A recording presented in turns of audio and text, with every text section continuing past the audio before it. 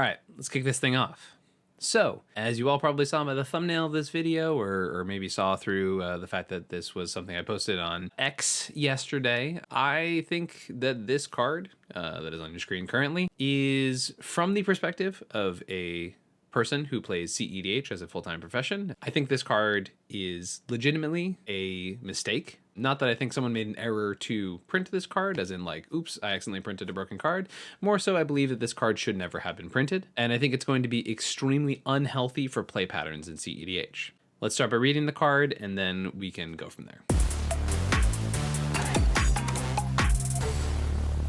So we're looking at Hexing Squelcher right now. It is a creature goblin sorcerer. It says this spell cannot be countered. One of my biggest issues with the card right there is that line of text. It has ward, pay 2 life, no one cares. Spells you control can't be countered. It's the other big one. And other creatures you control have ward, pay 2 life. Listen, the ward, pay 2 life thing technically is relevant, but that's not why we're here today, right? A lot of the response from folks when I originally posted this card and mentioned that I don't think it's great for cEDH in general, a lot of people were like, well, just play removal, right? Functionally, we all know that that's not how any of this stuff works. Now, do I think this card is the end of the world? Do I think the sky is falling? Do I think, oh my god, this card's going to fundamentally ruin the format? No, not absolutely not at all, right? Like, it is a card that can be answered. However, let's talk about the context of cEDH as a whole.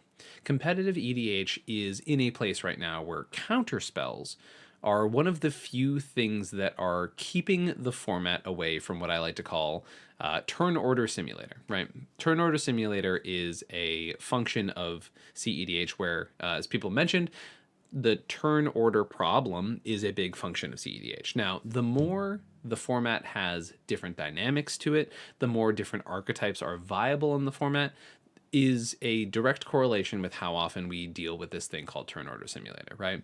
And the, for the bare basics of this conversation, turn order simulator is a reference to the fact that if the format is all turbo, the functional difference between going first in a pod compared to going fourth in a pod means that your likelihood of winning when the format has turbo decks being at the head of the format, your likelihood of winning in first seat is so much inappropriately disproportionate to the other seats of the pod, right? So first and second just look ridiculous. And first in particular looks comically ridiculous compared to the other decks, right? So if people are pushing on turn 2, right? If you think, oh wow, look at these proactive decks really popping off super early in the game. If someone can win as early as the second turn of the game, it's much easier to do so when your opponents haven't gotten a second turn themselves, right? Kind of goes without being said, right? And one of the few answers to that is pieces of free interaction, stuff like that. We are trying to avoid turn order simulator. There is many interesting discussions about how Hexing Squelcher compares to other cards. I'll definitely be bringing a couple of those up when it comes to our conversation here today, right? How it compares to Grand Abolishers, how it compares to Vexing Shushers. All of those things can be relevant to this discussion. But my concern here is that Hexing Squelcher specifically gives very good decks a tool they did not need, and a tool that is unhealthy for the format in general. Now, when you look at this card and you say, well, how do you feel about it in Ral or Itali or Godo, low color red decks? I'm happy that this card exists for those decks. If I was playing a fringe strategy that was heavy on red, I would be excited that this card exists, and for those players, and if it was only for those players, I don't think I would care about this card, right? If there was some restriction where you can only play this card in decks that can only be 2 or more colors, right? Whole different conversation. But the problem is Hexing Squelcher can go in bigger decks. It can go in more meta-defining decks. You are going to see it in the majority of the top decks in the format. The mid-range decks that can play this card. Now, I've heard people compare this to Spiderpunk because I think people read spells can't be countered and they're like, well, it's just like Spiderpunk. They're so completely different that it's kind of a ridiculous comparison in my opinion. And also, I can't stress enough, like Hexing Squelcher itself not being able to be Force of Will, not being able to be Pact of Negation, not being able to be whatever traditional counterspell you would see to deal with a card like this. The fact that the only common piece of interaction that can even address this card is a Mindbreak Trap is super problematic in the first place, right? Like, yes, you can always go, cool, Swords to Plowshares, then counter the spell that's on the stack, right? But that's not necessarily what we're talking about, because guess what? Then your opponent who plays their Hexing Squelcher can also go, okay, cool, I've noticed you're trying to Swords my Hexing Squelcher. Here's an uncounterable counterspell back. Good luck to you, right?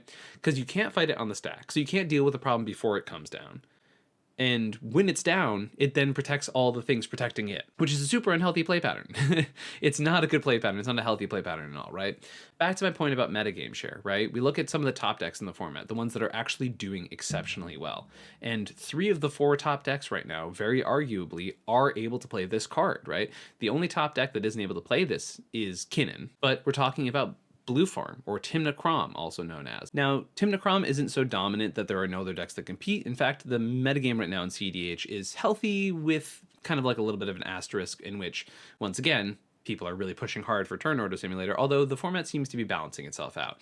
Now, all of this meta understanding and all of this conversation is before Hexing Squelcher, right? So take a deck like Timna Krom, where they can play Hexing Squelcher as a tempo play, right? They can play it on turn 2 and then go, hey, guess what? My Rhystic Study next turn is uncounterable. My counterspells are uncounterable. Things like Spiderpunk, things like Grand Abolisher, things stuff like that, they don't play in those same patterns, right? You can hypothetically do a Grand Abolisher and pass, right? That is something that has been done, but it's also terrifying to do so, right? No, don't get me wrong. You can also, if you Hexing Squelcher and pass, someone else can copy Hexing Squelcher. cEDH is a format where counterspells keep the format honest. Now, one of the biggest counter arguments you could possibly have to Hexing Squelcher would be like, okay, well, maybe it gives opportunities for other colors to perform. Sure. One of the biggest fundamental flaws with that is that counterspells are the thing keeping decks honest nowadays. It prevents this Turn Order Simulator problem that we're describing. It prevents things where you just play one piece and then it doesn't matter what anyone could do or have hypothetically done to stop it, right? One of the biggest benefits of fringe strategies like Magda, most green decks, was that creatures are hard to counter.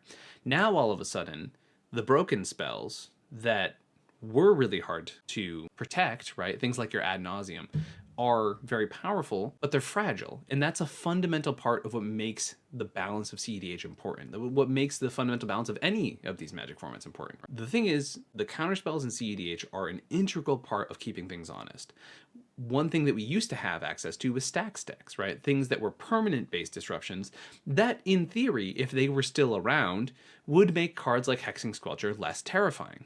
But the problem is we're in a format ridden with things like Orcish Bowmasters, which have kept stacks decks out of relevant conversations as well. So the format's unhealthy for stacks, which is one of the few things that answers Hexing Squelcher. The balance just isn't there. This is a card that, I mentioned it in Blue Farm. Blue Farm already had access to Voice of Victory, had access to Grand Abolisher, had access to Ranger Captain. All extremely powerful cards, which, by the way, when Voice of Victory came out, no one in cEDH was happy about that. That is a card that was so fundamentally pushed that just says no interaction can be used during your turn, and by the way, it's way easier to cast than Grand Abolisher. We all talked about how unhealthy that was for the format at that time. Yes, Blue Farm players were excited to have it because it's a broken card and it shouldn't have been printed. Now we have another piece that's giving more to these decks, and I keep mentioning Blue Farm because it has access to white, right? Now you're giving access to all my spells are uncounterable, including this, to decks like Rogsai, which are just so truly all-in hyper-parasitic and exemplifications of the Turn Order Simulator problem, right? Rockside is one of those decks that just kicks that whole dynamic up to the max. And to be clear, if you like turbo decks, that's totally fine. My argument isn't that turbo decks are fundamentally evil or fundamentally bad. My argument is that they need to have balance, or else the format is illogical and the format won't do anything. If you want any sort of complexity, if you want any sort of nuance in your game, like there's no point in playing a everyone jams, no interaction, boring format. It's literally roll the dice, see who goes first, shuffle up for the next game. That is the reality we are trying to avoid, because it is satisfying to be a turbo deck in a mid-range metagame. It is satisfying to beat up on the decks who are trying to outgrind you because you found the right window to Final Fortune, to power through interaction, to play your spells at the right time and be so fast that the other decks don't get to stop you. That is interesting and unique and dynamic gameplay. In fact, when the meta was super mid-range heavy, I was playing almost all turbo to counteract that. I did play some mid-range decks throughout that time period, but I was pushing the boundary. I was trying to win on turn 2, turn 3 very often during that time period because there was a balance that got created. And I wasn't doing it to be contrarian, it was just because there was a metagame and we were attacking that metagame. However, if the metagame is exacerbated by whoever can draw the best broken turbo piece or whoever goes first in turn order simulator, that's not good for the format at all. And with cards like Hexing Squelcher out there, what you're essentially doing is saying there are going to be times where people are sequencing spells correctly, where they're interacting at the right points, all of those things, and it doesn't matter that they did those things. Before we continue complaining about Hexing Squelcher, I want to talk about some really cool events that are going to be coming up in the near future. I am super excited for both of these events. By the time you see this, about 10 days out is going to be the 10K Cosmic Crown Championship, which I'm so excited about. This event is going to be great. It is run by some awesome individuals, and yeah, it's going to be a very fun time. I highly encourage folks to check out the details of this event, which of course will be always listed in the description down below. But there are some very fun, not only things happening during the course of this tournament, there's some really fun side events. The environment's going to have food, drinks, other stuff. I'm expecting to be some of the best vibes of a tournament that we'll have this year. So definitely come check out the 10K Cosmic Crown Championship if you're anywhere near Lompoc, California, or if you want to fly in for a really cool event. And also, one of the things I really wanted to highlight about this event is I really appreciate how the prizes are distributed. It doesn't feel like you go out for this big event with a huge prize pool and you end up in top cut and don't end up with a sizable amount to walk away with. So it definitely looks like it's going to be really sweet as far as all that part is concerned. So come check out the Cosmic Crown Championship. I'll see you all there in a couple weeks. It's going to be exciting. And we have to shout out the 20K happening the week afterwards up in Rhode Island. This is going to be the Royal Rumble 2, the second showdown, this one with the 20K prize pool. For those who don't know, King's Court Gaming is a store I often head up to in Massachusetts quite a lot. They put on the original Royal Rumble last year, which was one of the largest premier events that sort of kicked off a year of insanely well-attended cEDH events. After some craziness that happened post-ban, this was one of the first events that kicked things off, and now we have a sequel event. King's Court is an amazing store in Massachusetts. They run amazing events year-round, and they are here running a major 20K in Rhode Island. This will be January 24th to the 25th. This event's going to be awesome. So if you're interested in checking out some amazing events, definitely check those out. I really wanted to make sure these got shout out before the end of this video because I wanted to get this video out super quick, and these events are coming up, and I'm very excited for folks to come check these out. So taking a little bit of break, talking about some Squelchy boys to highlight some really cool events here. The thing is, if you want to argue, and I've heard people argue, okay, well, there's a draw problem in cEDH, all that kind of stuff, right? And I've gone over on this channel several techniques as to how to avoid letting people essentially bully you into draws, right? Because sometimes draws are a logical conclusion that the game goes to when there is truly a non-gray area, black and white, either this person wins or this person wins. That's a great time for an intentional draw, right? But there are people who even kick that problem into further gear and who force intentional draws all the time, right? That kind of thing happens. And I've heard people argue, well, okay, well, Hexing Squelcher allows us to get through those environments. It allows us to push in those places in which these things might not happen, right? But at the same time, that's not... It's not like the player who outmaneuvered the others is winning the game. It's not like the player who is actually pushing their skills to the max is winning there. It's the person who draws the broken card that shouldn't have been printed first. That's not a skill reflection, right? And if things are going well in your format, you want good players winning game, because if it's just whoever draws the best card at the right time, no one's going to play that. If you want to be doing that, go out to a casino and gamble. Pull the slots. I don't care. That's not an engaging gameplay. That's people who like going fast, and that's fine.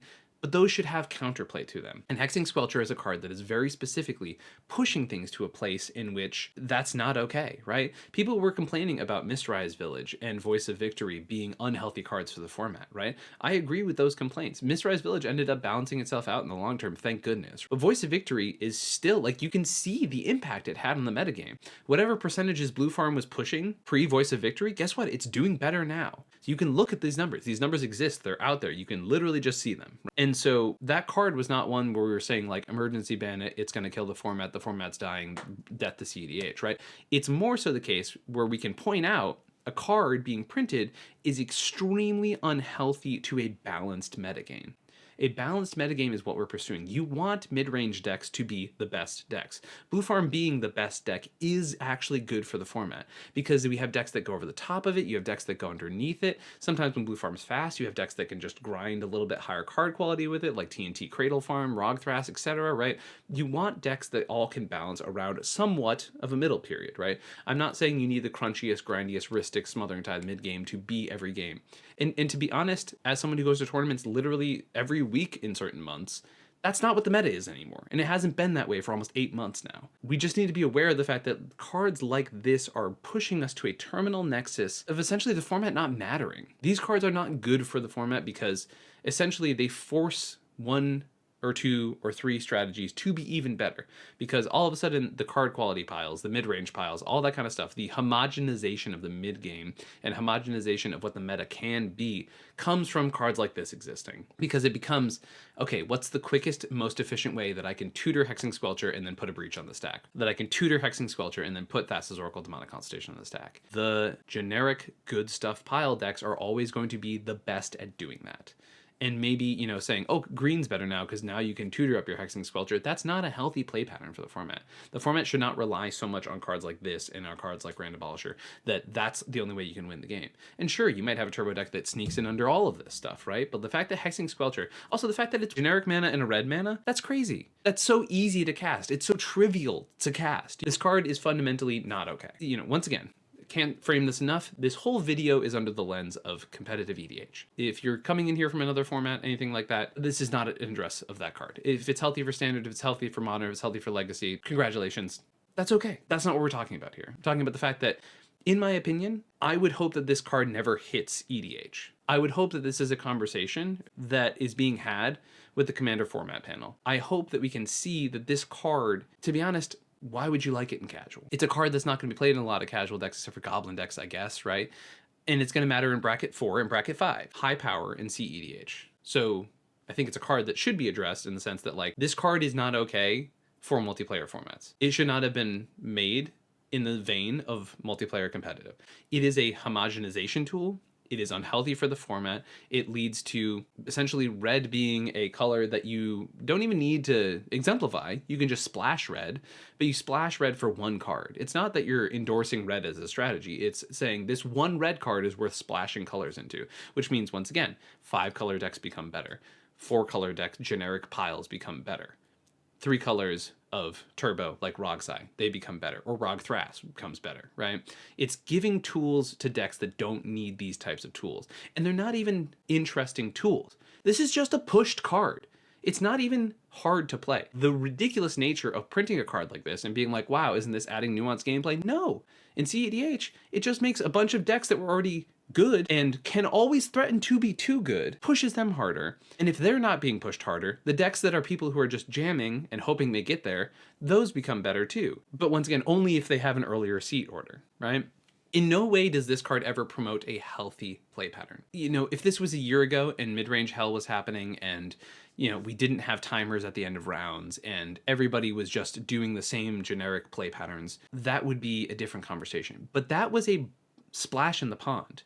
And if that's what your current metagame looks like, I hate to tell you, you are seeing a fraction of the metagame. And in fact, things have been picking up faster everywhere. If you watch any of my videos on this channel, I cover the metagame quite a lot, and nowhere in there am I saying, hey, look, the blue-white control decks or the oppressive all counterspell decks are winning the games very often. In fact, the metagame looks really healthy right now in the fact that we have turbo decks doing well. We have mid-range decks doing well, right? The fact that you can have a blue-white deck and a mono-red deck and a Grixis deck all in a top pod together, right? I was just in a top pod this last weekend that was Magda, Blue Farm, Francisco Thrasios, and Plagon, right? What a diverse array of strategies. We have Cradle mid-range. You have Blue Farm, which is a turbo-slanted Blue Farm list that was playing a Necro on turn 1. And you have Magda, which is a commander-specific combo deck, and Plagon, a weird blue-white slower deck, right? All 4 of those created a unique and balanced pod because they were all doing different things. That's what you want a metagame to look like. You want your weird decks, you want your mid-range decks, you want your turbo decks, you want all of them there. And my whole point here is not to, once again, like I'm going to rehash this point. It's not to say turbo is explicitly and inherently a bad thing. It's the fact that you need to balance these things. And the fact that this tool just gives some of the best decks an I win button randomly, not based off of them articulating a good win condition, not based off of them navigating to a good place to win the game. It's based off truly just drawing a card that is broken. It's so fundamentally frustrating. And let's compare it to things like Grand Abolisher, all that kind of stuff, right? First of all, Grand Abolisher, Ranger Captain, Spider-Punk, all of these effects, Voice of Victory, they can all be countered on the stack. I'm going to say that again. They can be countered on the stack. The amount of times I have seen a truly intense mid-range game, someone puts that, and obviously, okay, Cavern of Souls to Grand Abolisher is a play pattern we've established in Blue Farm and decks like that. Great. You need to now make your mana base worse by establishing a land that is colorless unless it's playing one of like the 6 humans you have in your deck. Great. That's a sacrifice. That is, I have made my mana base worse to establish this card here. Great. That is a balance. That's back to what this whole conversation is. Balance, balance, balance. There is no cost to play Hexing Squelcher apart from it is a card in your deck. That is not a real cost, right? Like, if I could pay in any deck 1 in something and say, hey, my spells aren't countable for the rest of the game, get effed.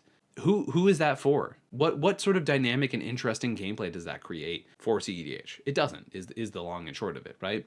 Now, if this is the thing that finally gets everybody to play a bunch of targeted removal and interaction, all that kind of stuff, congratulations, Hexing Squelcher, you've done it. We don't care about the 2-life in this format, except for in the most dire and random of circumstances. If that's what comes of it, great. But the thing is, targeted removal is not as good as counterspells, right? Mind Break Trap, Pact of Negation, Force of Negation, Force of Will, all of these cards are integral to getting free interaction to be a relevant part of the game, right? Balancing your resources, knowing that you have to 1-for-1 certain spells. Now, Hexing Squelcher essentially says, hey, to deal with anything I present ever, you need to remove a spell on top of a counterspell. In a format in which 1v1 interacting, 1-for-1 exchanges are already difficult. They're already technically bad exchanges. Countering someone else's spell is a bad exchange for your card quality because you've used a resource to stop someone else's resource, and now there's 2 other people who have not used resources who are up advantage on you. So cards like Force of Will are good for the format because you're saying, yeah, I didn't spend any mana to cast this spell, but I've also 2-for-1 myself on cards to deal with your resource. We're down 3 resources compared to the rest of the table, right? These are healthy balances, and I can't help saying that phrase enough. Balance is what I am talking about, and this card disrupts balance. Turbo is good for the meta. Stacks is good for the meta. Midrange is good for the meta. Commander-centric combo decks are good for the meta, as long as they balance each other out. That's the end goal, is the format being tipped one way or another. Like, people are so ready to dismiss how tipping cards like this will be. You will have games where you are playing very well and you are navigating a game, and then someone plays a Hexing Squelcher and none of it mattered. You can have 15, 20 cards in hand and none of it mattered. You can have helped to deal with an extremely complicated situation, and you can do your best to navigate through those tough parts of the game, and someone goes, cool, that was all really nice and all. Here's Hexing Squelcher. Here's the A plus B to my combo. GG's, everybody. Oh, what? You had 6 answers for any other thing? Sucks to suck. Like, what is that? That is not anything. If you get away with the whole, yeah, okay, I'll play a Grand Abolisher, and it's like, okay, cool, I had answers, but not for that. That's a whole different conversation, right?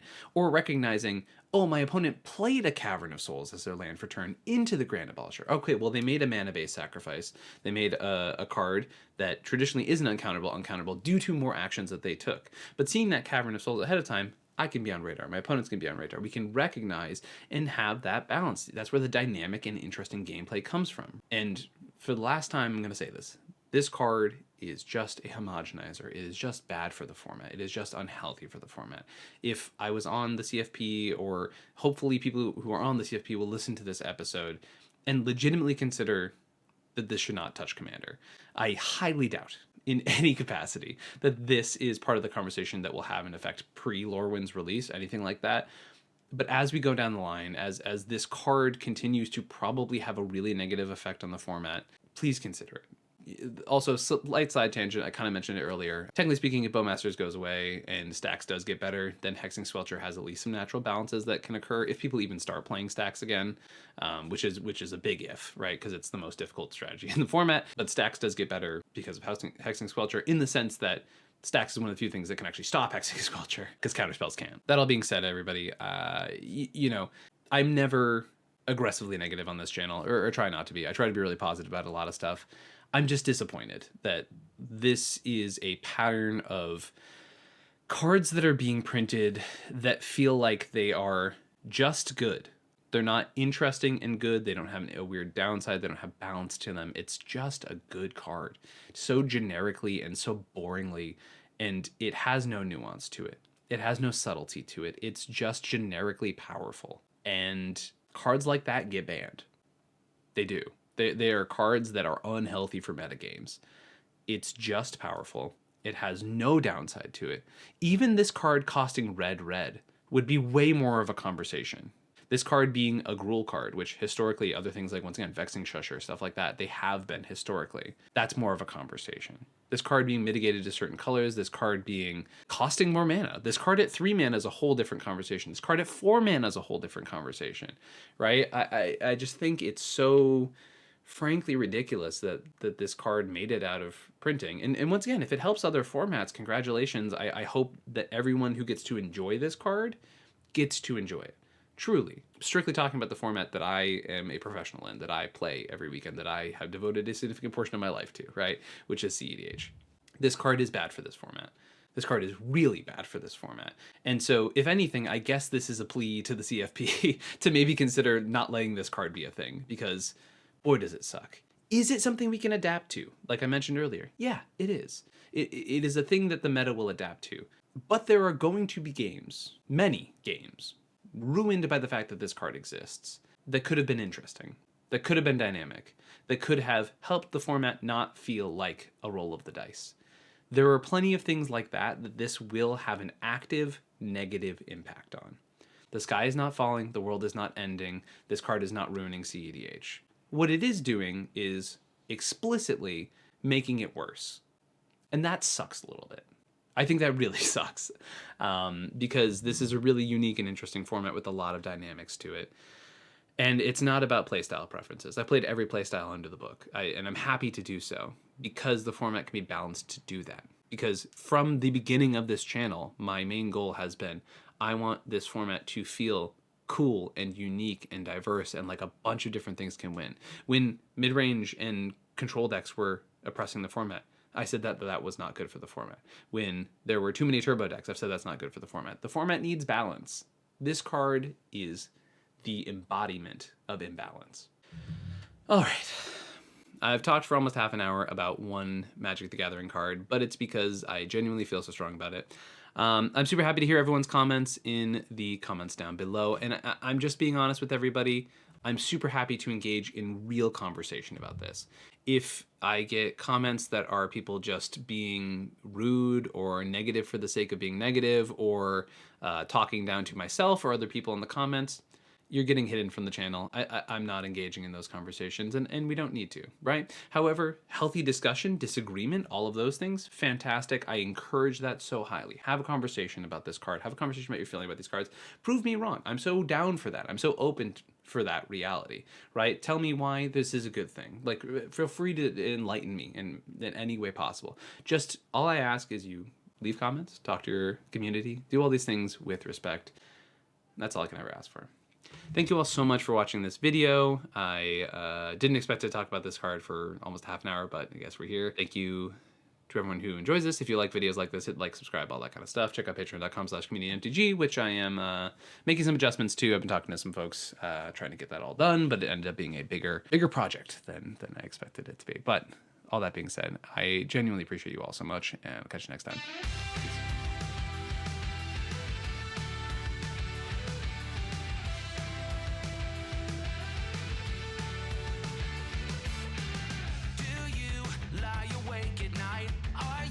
Afraid to turn out the lights? Is there something you're scared